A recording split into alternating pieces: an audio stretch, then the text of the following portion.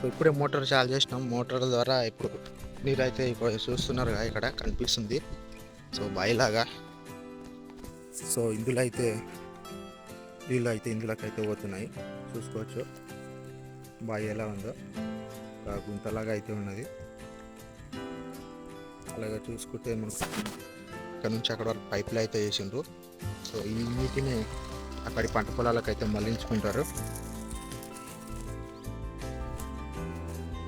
So ఇక్కడ కనిపిస్తుంది కదా, ఇక్కడ కనిపిస్తుంది ఏందనుకుంటున్నారు? ఇది మొన్ననే మా ఫ్రెండు బీర తోట ప్లాంటింగ్ అయితే చేసిండు. చూసుకోవచ్చు.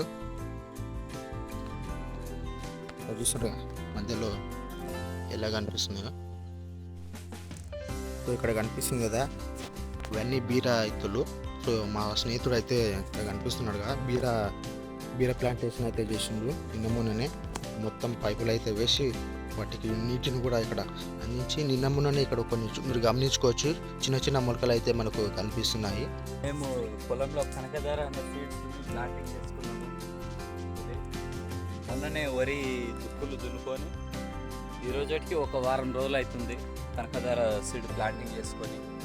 చైనా డ్రిప్ వేసుకున్నాము మేము, ఎందుకంటే ఇది కౌలు పొలము, ఒక 3 ఎకరాలు చైనా డ్రిప్ బాగానే పనిచేస్తుంది. కానీ మనకేంటంటే ఎలుకలు కానీ కుక్కలు కానీ ఇలాంటివి కొద్దిగా దాడులు చేస్తాయి. దాడులు చేసినప్పుడు ఇట్లా కొద్దిగా మనం అక్కడ హోల్ పడ్డ దగ్గర కట్ చేసి ఇట్లా ఈ జైంటార్లు పెట్టుకోవాలి.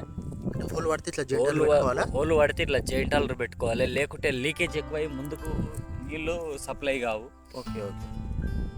ముఖ్యంగా మనం ఏంటంటే మాకు ఇక్కడ వాటర్ ఫెసిలిటీస్ కొద్దిగా తక్కువ. అక్కడ బోర్ ఉంది, అక్కడ బోర్ నుంచి ఇక్కడ ఈ సంపులకి నీళ్ళు వస్తాయి, ఆ పైప్ వస్తుంది. సంపుల స్టోరేజ్ కావడానికి ఉంటాయి. నైట్ మాపు పగలు కలిసి స్టోర్ అయినాక ఇక్కడ ఈ 3 ఎకరాలకు మేము చేసుకుంటాం వాటర్ సప్లై. బాగా ఇలాంటి కౌలు భూములలో ఎక్కువగా పెట్టుబడి పెట్టుకోకుండా తక్కువ పెట్టుబడితోటి మనం పంటకి ఎట్లా నీరు ఇస్తాం అనేది ఆలోచన చేసి ఆ పంటకు నీరు ఇచ్చే విధానాన్ని చూసుకోవాలి. లక్షల కౌలు భూములలో పెట్టుబడులు పెట్టద్దు. ఇది ఈ పైపు లఫేటా పైప్ అని ఉంటుంది. ఇది లఫేటా పైపు. ఇది వాటర్ రాగానే ఉబ్బుతుంది. వాటర్ ఇక జైంటల్ కాడ చాలా జాగ్రత్తగా ఉండి జాగ్రత్త హోల్ వేసుకోవాలి. ఇది ఏమింత మిస్టేక్ అయినా పైప్ మొత్తం వేస్ట్ అవుతుంది. మనకు స్టాప్లర్ ఉంటుంది, స్టాప్లర్ తోటి కొట్టుకొని దీనికి ఒక హోల్ కరెక్ట్ కొట్టుకొని దానికి ఎక్కించి కరెక్ట్ వాచర్ వేసుకొని కొట్టుకొని జాయింట్ కలెక్షన్ ఇచ్చుకోవాలి.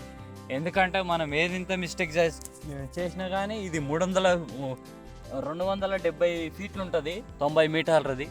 కాకపోతే దీన్ని చాలా జాగ్రత్తగా పెట్టుకోవాలి. లేకుంటే ఏమింత మిస్టేక్ అయినా పైప్ మొత్తం ఖరాబ్ అవుతుంది. మేము ఈ బీర నాటుకొని ఒక వారం రోజులు అవుతున్నాయి. ఇప్పుడిప్పుడే మొలకలు వస్తున్నాయి. ఇప్పుడిప్పుడే మనకి చిన్న రావడం జరుగుతుంది. సో ప్లాంటేషన్ చేసి ఎన్ని రోజులు అయింది? ప్లాంటేషన్ చేసి ఒక వారం రోజులు అవుతుంది. 2 ఆకుల మీద ఉన్నది, 3 ఆకులు వస్తున్నాయి. సో వారానికే చూసుకోవచ్చు, మీరు గమనించవచ్చు. ఇంకా అయితే 2 ఆకులు అయితే వచ్చినాయి.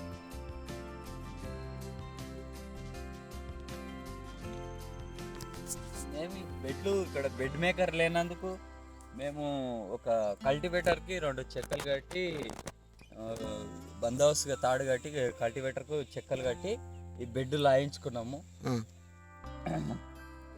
బెడ్కు మధ్య ఒక 4.5 ఫీట్లు, బెడ్ పొడవు మాత్రము ఒక 150 ఫీట్లు ఉంటుంది.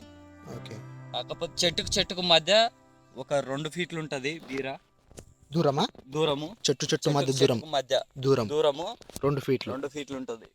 మనకి ఇప్పుడిప్పుడే మొలకలు వెళ్తున్నాయి కాబట్టి క్లియర్గా ఇక్కడ చూడండి. ఇక్కడ మొక్క మధ్య ఇక్కడ 2 ఫీట్లు ఇక్కడ ఉన్నాయి కదా మొక్కలు. 2 ఫీట్లు ఫీట్నర రావడం జరుగుతుంది. మొక్క మధ్య దూరం 2 ఫీట్ల దూరం.